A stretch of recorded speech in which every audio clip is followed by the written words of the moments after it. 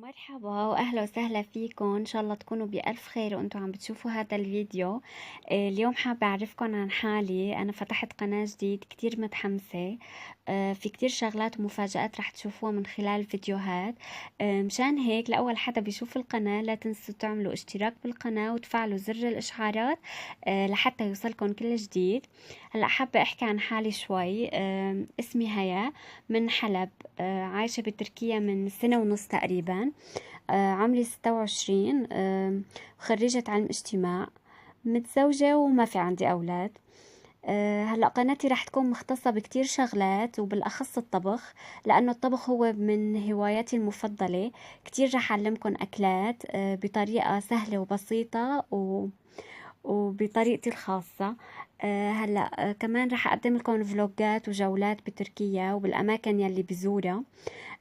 واكيد اهم شغله يلي جايني من قناه اولا هوم ستايل، فانا رفيقتها هاي اللي شفتوني معها بكتير فيديوهات. يلي علا بتسميني فيها هيوش. هلا بصراحه علا كانت اكبر داعم الي انه انا افتح القناه، ولو يعني لولاها ما كنت فتحت القناه. هي كتير عطتني دعم وشجعتني، وكمان بصراحه تعليقاتكم الحلوه وكميه الحب والاحترام اللي بتكنوا لها اياه، هذا الشي كمان شجعني. بتمنى قناتي ومحتواها يعجبكم. كتبولي بالكومنت شو نوع الفيديوهات يلي حابين تشوفوها، وإذا في أي أسئلة حابين تعرفوها عني أكتر فأنا جاهزة لجاوب. هلأ أنا إلي 4 سنوات متزوجة. زوجي هو مدرس لغة إنجليزية، خريج أدب إنجليزي طبعا. بيشتغل بمدرسة تركية خاصة. وشو كمان إذا سألتوني أنا بأي مدينة، فأنا بغازي عنتاب.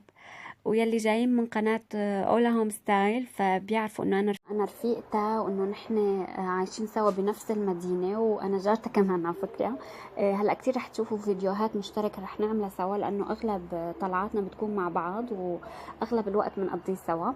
آه، بتمنى يكون عجبكم الفيديو. كونوا بالانتظار، استنوني في فيديو جديد. إن شاء الله أكون ضيفة خفيفة عليكم. بشوفكن على خير وباي باي.